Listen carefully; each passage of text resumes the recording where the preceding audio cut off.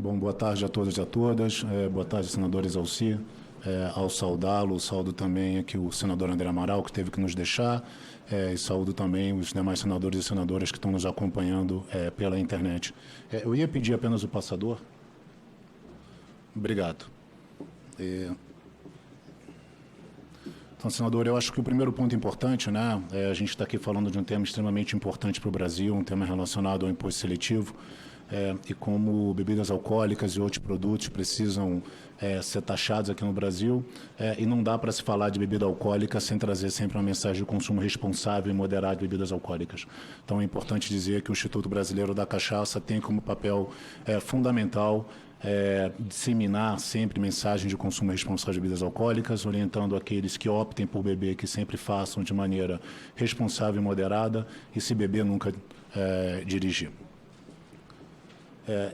Acho assim, senador, o senador André Amaral trouxe alguns pontos importantes nessa questão da reforma tributária. É muito importante a gente trazer a informação que quando a gente fala de bebida nacional, bebida tipicamente brasileira, a gente está falando da cachaça.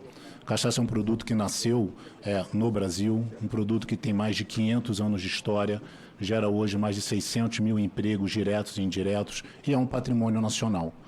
Assim como outros países do mundo têm produtos típicos e tradicionais, assim como a França tem o champanhe, o México tem a tequila, a Escócia tem o Scotch whisky, o Brasil tem a cachaça.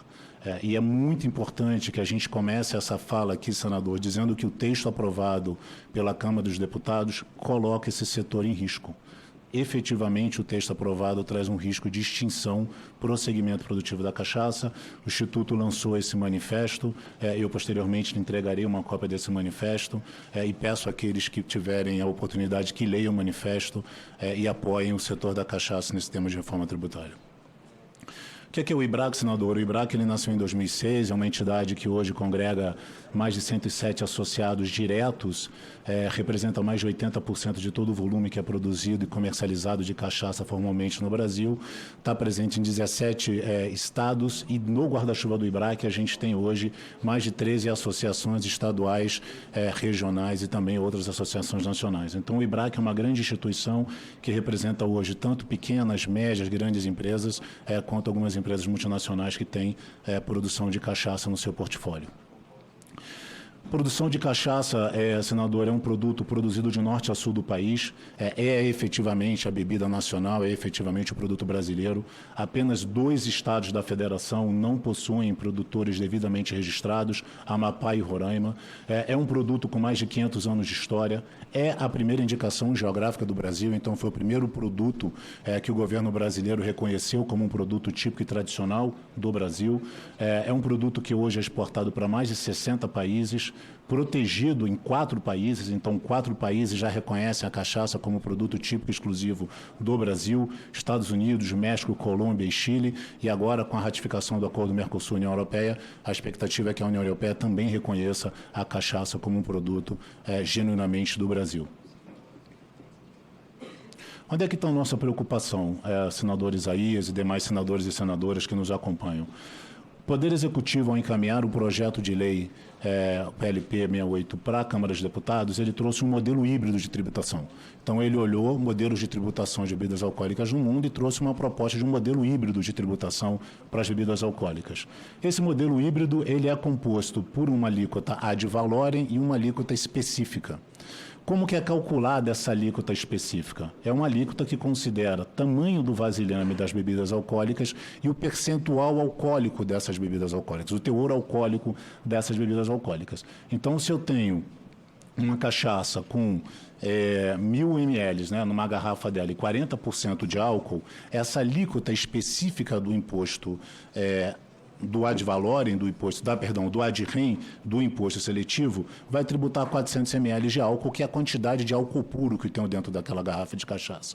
Se olha uma garrafa de vinho com 1.000 ml e 13% de álcool, eu tenho 130 ml de álcool puro dentro daquela garrafa de vinho. E se eu tenho uma cerveja de 1 litro com 5% de teor alcoólico, eu tenho 50 ml de álcool puro dentro daquela garrafa de cerveja. Então, traz uma modelagem que é uma modelagem que no ad rem tributa-se de uma maneira proporcional à quantidade de álcool puro que tem dentro daquelas bebidas alcoólicas, né? Ou seja, quem tem mais álcool puro vai pagar mais, quem tem menos álcool puro vai pagar menos, desde que a alíquota aplicada ao adrem seja a mesma alíquota para todo mundo. O que não dá para se admitir aqui é uma variação de alíquotas em que cada categoria de bebidas alcoólicas dentro do adrem poderá ter uma alíquota diferente de tributação. E trouxe uma proposta também nesse modelo híbrido de uma tributação ad valorem, um percentual aplicado ao preço daquele blend, ao preço daquele produto. Algo também aplicado no mundo, então o Brasil trouxe um modelo híbrido. Um se tributa pela quantidade de teor alcoólico e o outro pela quantidade, de álcool que tem dentro daquela garrafa e a outra por uma alíquota ad valorem. É uma proposta que o setor recepcionou de uma maneira muito bem, o setor apoiava essa proposta, tivemos diversas conversas com a CERT nesse sentido. Agora, o que nos trouxe uma grande surpresa, uma grande preocupação, foi que a Câmara dos Deputados, ali aos 45 minutos do segundo tempo, antes da votação do texto no plenário da Câmara dos Deputados, trouxe uma inovação, fazendo com que a alíquota ad valorem, que só deveria considerar valor de bem do produto, também pudesse ser específico por categoria e também pudesse ter alíquotas progressivas de acordo com o teor alcoólico. Ou seja, distorceu completamente o que seria um princípio de uma tributação ad valorem, fazendo com que produtos com menos teor alcoólico terão ou poderão ter uma alíquota ad valorem menor do que produtos com maior teor alcoólico. Ou seja, distorcendo completamente o princípio do que seria uma tributação ad valorem. E é exatamente o ponto aqui da nossa discussão. E quando a gente viu essa alteração da Câmara dos Deputados, além da gente entender que houve uma distorção do princípio de uma aplicação ad valorem, quando a alíquota de valor deveria considerar apenas o bem do produto, nós ficamos com a percepção de que a Câmara dos Deputados tentou forçar uma diferenciação dentro do ad valorem entre produtos com baixo teor alcoólico e produto com teor alcoólico mais elevado. Então, esse é o nosso principal ponto, senador, é pedir a alteração dessa cobrança da alíquota ad valorem que foi inserida pela Câmara dos Deputados ali aos 45 minutos do segundo tempo. E o que dizem os estudos, né? Eu acho que quando a gente olha o modelo de tributação de bebidas alcoólicas, a gente precisa ver também o que os estudos aqui do Brasil dizem, o que existe já publicado e quais são as orientações quando a gente pensa em tributação de bebidas alcoólicas. Tem uma nota do Conselho Nacional de Saúde, que foi uma nota de 14 de março de 2024, que fala da aplicação do imposto seletivo para diversos setores, e no item 6 da nota, eles dizem o seguinte: garantir que o imposto seletivo não varie conforme o teor alcoólico das bebidas alcoólicas, tendo em vista que essa medida reduziria significativamente o impacto sobre a cerveja, responsável por 90% do consumo de álcool no país. A gente tem que lembrar que o imposto seletivo ele tem um objetivo de se coibir consumo nocivo de álcool, reduzir consumo nocivo de álcool. E, quando a gente olha o movimento da Câmara dos Deputados, ele vai exatamente no sentido inverso dessa proposta. Um outro é um documento do Observatório Nacional, do Observatório Brasileiro do Sistema Tributário, que também coloca que o imposto seletivo vinculado ao teor alcoólico, tributando mais bebidas destiladas e vinhos em relação à cerveja, tornou intenso o fenômeno de substituição, ou seja, os indivíduos mantiveram o consumo alcoólico apenas substituindo o tipo de bebida, pararam de beber com bebidas destiladas e passaram a consumir mais cervejas.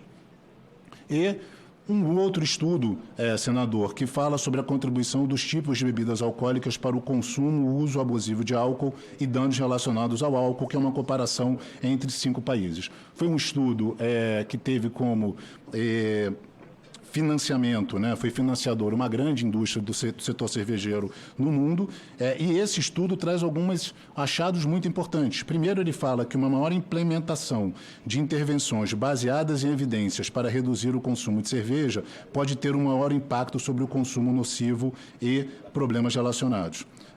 Também fala que as políticas destinadas a reduzir o consumo abusivo devem visar a cerveja em países onde o seu consumo é elevado. Quando a gente olha a tributação de bebidas alcoólicas, a gente tem que olhar qual é aquele produto mais consumido naquele país quando a gente pensa em se coibir consumo nocivo de álcool. Temos também um estudo do INCA, que a gente vai deixar aqui à disposição, que também vem no mesmo sentido, e o que a gente pleiteia, então, senador? Com um olhar de saúde. Eu acho que aqui não é uma questão concorrencial, fazer que um pague mais ou que o outro pague menos. É um olhar simplesmente de saúde, que é o principal objetivo do imposto seletivo. Então, nós temos duas emendas do senador Castelar, uma emenda que pede a supressão do parágrafo 4º, que foi esse parágrafo inserido pela Câmara dos Deputados, e que a gente pede que as alíquotas ad rem e ad valorem sejam únicas, independente do tipo de bebidas alcoólicas, e, claro, na linha daqueles que me antecederam, o Instituto Brasileiro da Cachaça, como entidade que lutou para que o setor das bebidas alcoólicas estivesse no Simples Nacional, foi uma luta de mais de 10 anos do Instituto Brasileiro da Cachaça, nós também apoiamos um tratamento diferenciado para os micro e pequenos produtores de bebidas alcoólicas, usando como referência hoje o que é o Simples Nacional. Então, são duas emendas, senador, uma que trata da exclusão do parágrafo 4º e outra emenda que pede um tratamento diferenciado para micro e pequenos produtores. Né? E aí, a gente deixa aqui um ponto de reflexão, se a cerveja representa mais de 90% do consumo de bebidas alcoólicas hoje no Brasil e o imposto seletivo tem como objetivo reduzir o consumo nocivo de álcool, por que a atual proposta da Câmara dos Deputados está indo exatamente no efeito contrário, né? Está incentivando o consumo dessa cerveja, desse produto, e não trazendo uma regra isonômica no princípio de tributação de bebidas alcoólicas. Eu acho que era isso, senador, e agradecer mais uma vez a oportunidade de estarmos presentes aqui na CAI. Obrigado.